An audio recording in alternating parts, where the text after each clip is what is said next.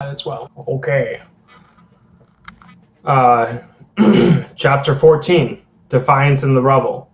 On August 26th, the night the ceasefire took effect, the streets of Gaza City filled with tens of thousands of people.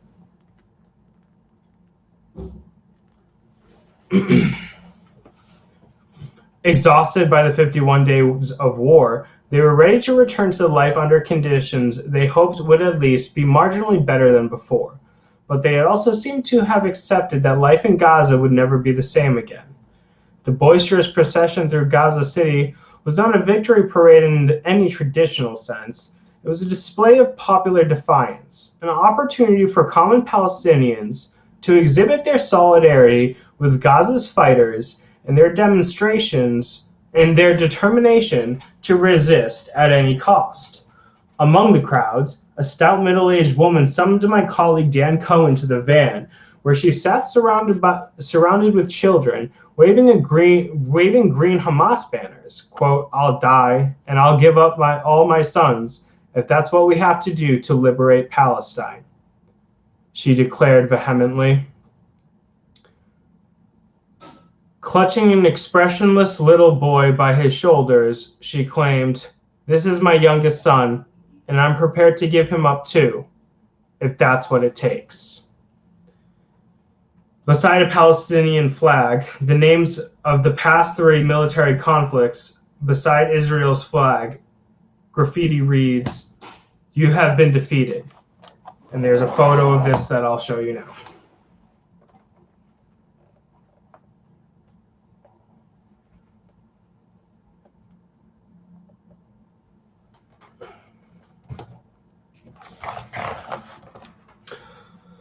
Throughout Palestine, victory was understood not necessarily as a decisive military triumph, but as a forceful demonstration of qualities like samud, steadfastness, or fidah, sacrifice, redemption, and eva, stubbornness in the face of power.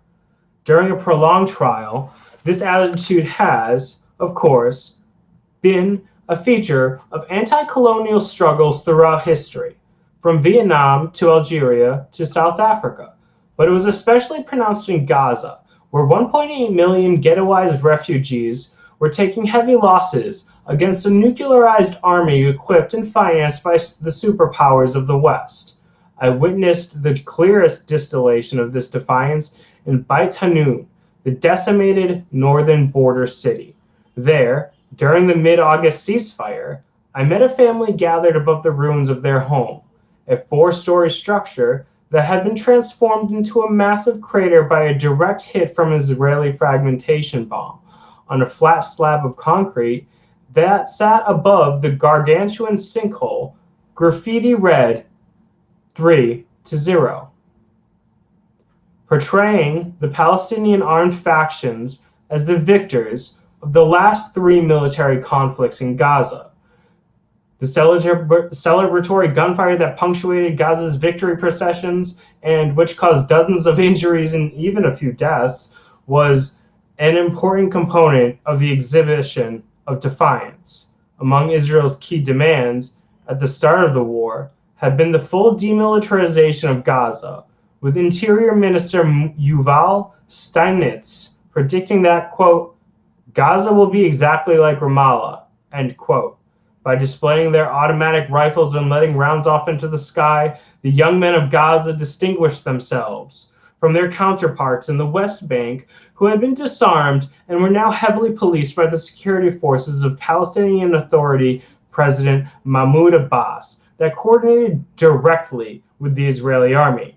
A group of young male revelers reinforced the point by chanting, quote, "Abbas is a traitor," end quote, as they cheered a Qassam fighter passing by atop a pickup truck bed. Besides Al-Qassam, the Al-Quds Brigade of Islamic Jihad planned a victory parade of its own the following day. The local wing of the Al-Aqsa Martyrs Brigade of Fatah, the group that controlled the West Bank, also participated in the fighting alongside Popular Resistance Committees, a faction founded by ex-Fatah fighters who had refused to demilitarize as their comrades in the West Bank had done. The Popular Front for the Liberation of Palestine, the PFLP, a traditionally left-wing party that had faded into the margins as Hamas and Fatah competed for control of Palestinian polity, saw a resurgence during the 51-day war, as its Abu Ali Mustafa Brigade complemented operations by the better-equipped armed factions. The battlefield had provided the various parties with a momentary relief from their painful rifts that had plagued the Palestinian national movement over the years. With Hamas's political leadership emerging from the bunkers and returning from Cairo, however, politics quickly returned to the fore.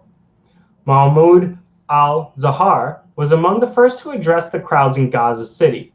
A 69-year-old surgeon with a salt and pepper beard and shock of gray hair combed across his scalp, Zahar was one of Hamas's most veteran leaders and a key link to the movement's military wing. Having spent the war underground, he returned to a home that had been reduced to rubble for the second time since the Second Intifada. Before the celebrating crowds, Zahar set out to assuage the doubts about the deal Hamas had just signed. Quote, "We will build a seaport and an airport. We don't need anyone's approval for that," Zahar pledged, sending gales of cheers through the crowd. He even vowed that the Al-Qassam brigades would, quote, "attack the ports of anyone who attacks ours," end quote. But there was little indication Israel would stand aside and allow Gaza to restore its bombed-out airport in Rafah or build a seaport.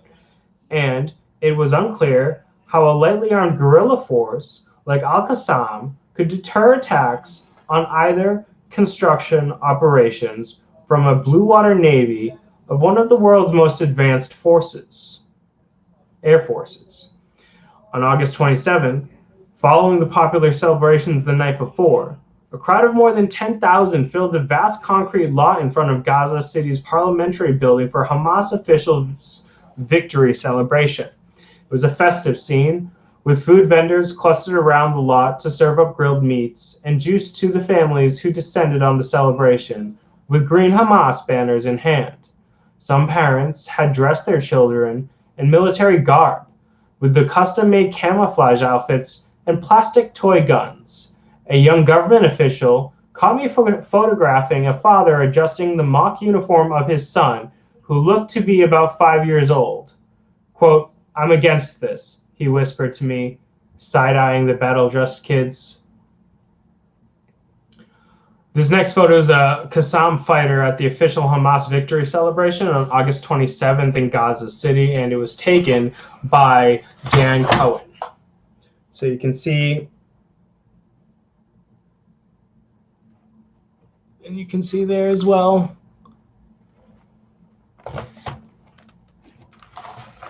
Continuing, the event's highlight was the appearance of Ismail Haniyeh, the former prime minister of the Palestinian Authority, who voluntarily resigned from his position when Hamas agreed to a unity government with the Fatah. One of Hamas's more pragmatic and politically ambitious figures, Haniyeh had spent the war in a bunker, evacuating his home before the Israeli Air Force obliterated it with a missile strike. His re-emergence before the massive crowd was a carefully staged event designed to wed the most visible local leader of Hamas with the universally revered fighters of the Qassam brigades. As soon as Haniyeh appeared on the podium, a long procession of masked fighters proceeded through the crowd, ascending dual staircases beside the dais and assembling along the walls that rose above Haniyeh's audience. The fighters were joined by exuberant girls in plain clothes and little boys in mock uniforms, including one clutching a model of an M75 rocket. The optics deflected attention from the political consequences of the deal the Palestinian delegation had just signed in Cairo. In fact, Haniyeh did not mention the deal at all in his 30-minute address to the crowd. Instead, he focused on the role Hamas played in shoring up the capacity of Gaza's armed factions. Quote, "We are proud to have embraced the resistance, and even years after being in power, we did not shy away from helping it. Even after years of governing, we did not shy away from embracing resistance forces," he declared. Gasping between sentences in the sweltering afternoon heat, Hanaya went on to thank the residents of the border areas like Beit Hanun and Shujaiya, who had lost their homes and were still living in shelters. Quote, the bravery of Shujaiya and Beit Hanun and other border towns allowed us to defeat the army of the Zionist enemy, and was on the borders of Gaza that we crushed the myth of the invincible army, he announced, prompting the war's popular battle anthem, quote, here we prepare, to pump through the PA system. Quote, the Samud of Gaza will be rewarded with victory, Hanaya promised. But how? How would the military achievements of Gaza's armed factions and the titanic sacrifices of its civilian residents be converted into concrete gains, especially when a global juggernaut pressed against the gates of Gaza with all its weight? Hamas had fewer allies in the region than ever, and powerful antagonists among the Saudis, the United Arab Emirates, and the Egyptian regime, not to mention the EU and the US. So far, the answer was elusive. Quote, talk is vain, and victory cannot be captured in words, Hanaya concluded. This next section is called No Longer Orphans. Hours after the official Hamas victory parade on August 27th, the Al-Qassam brigades gathered in the ruins of Shujaiya for a dramatically staged press conference. The setting was chosen for its symbolic value.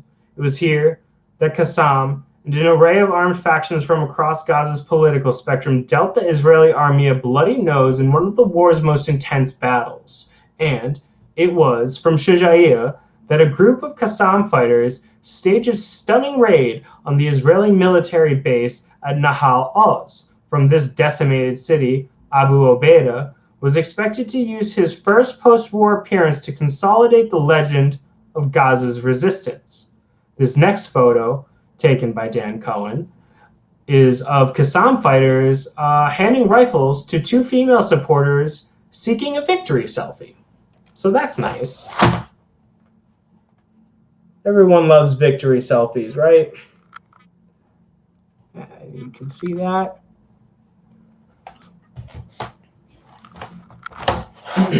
As darkness descended, I followed a long procession of families and young men past the seemingly endless skeletons of bombed-out four-story homes toward Al-Qassam's press conference.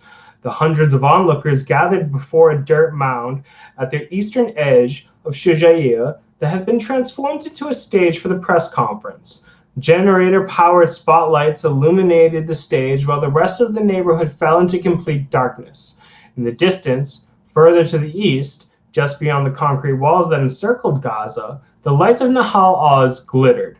The hum of the ever-present drone could be heard overhead as the media assembled its cameras before the stage. 50 or so masked fighters attempted to clamber up the dirt mound and gather around the makeshift podium. They wound up tripping over another and nearly caused an embarrassing pileup. Quote, 2 fighters from each faction, a man barked through the megaphone, attempting to coax a few fighters down from the mound as a stray gunshot sounded nearby. At the base of the makeshift stage, Al-Qassam had laid out a panoply of weapons. A masked fighter in black battle dress uniform balanced a Yasin rocket launcher on his shoulders, displaying the homemade RPG honed by the assassinated weaponsmith Adnan al-Ghul. Another fighter, clad in a ghillie suit, an outfit layered with camouflage strips that resembled a Swamp Thing costume, posed with a long-barreled homemade al-Ghul sniper rifle that was responsible for several long-distance kills during the Battle of Shujaiya. Next to me, a fighter palmed a high-explosive mortar round identified with English markings. Though Al-Qassam fighters assumed a prominent position on the stage, the scene was carefully choreographed to present an image of factional unity. Thus, the red flags of the leftist PFLP fluttered beside the green banners of Hamas. Next to them were the white and yellow flags of the Fatah-affiliated Al-Aqsa Martyrs Brigade and the black banners of the Islamic Jihad's Al-Quds Brigades. In his characteristic red kufiya mask, Abu Obaida emerged in the center of the fighters with a wireless microphone in one hand and a written statement in the other.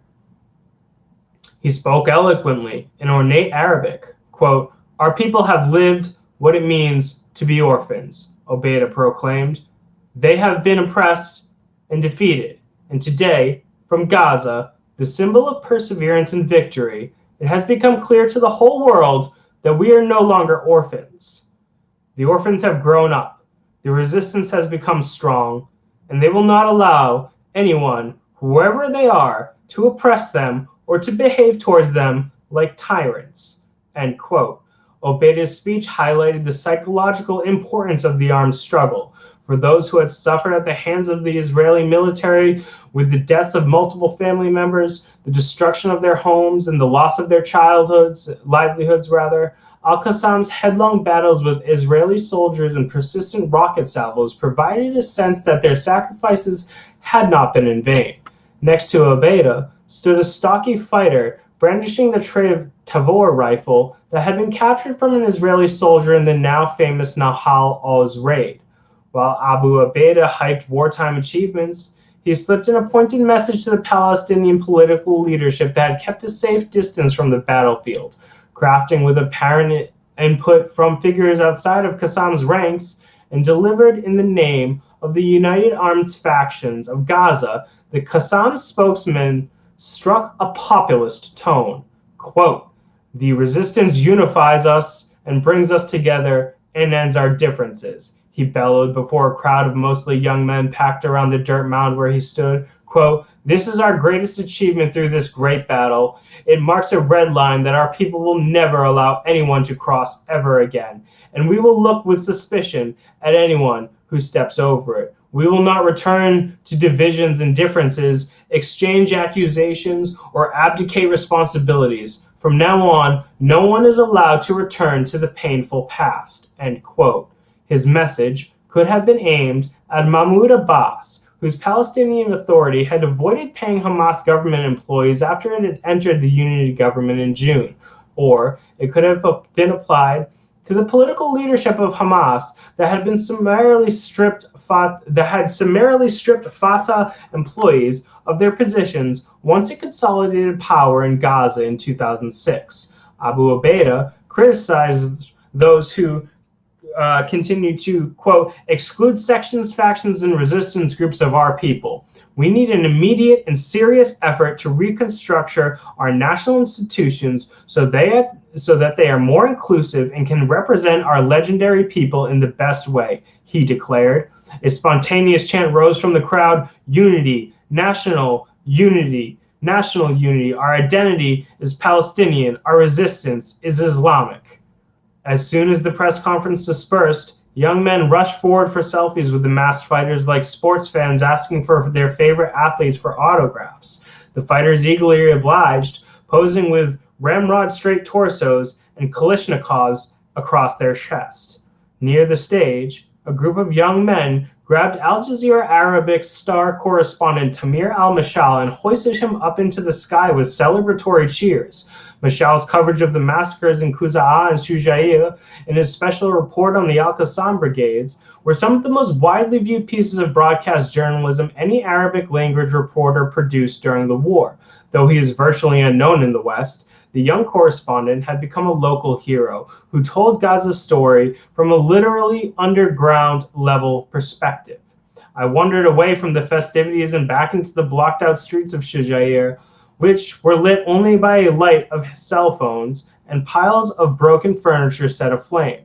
The footsteps of Qassam fighters as they sprinted towards waiting pickup trucks resounded in the night. I turned a corner and found a burning couch at the entrance to the rubble-strewn street where Salam Shamali was cut down as he searched for his missing family. A dozen young men stood around in silence, staring at the bonfire and the shadows that danced against the pockmarked walls of the homes they used to live in. That was chapter 14. We're going to turn the stream off and go to chapter 15. Just give me a second so we can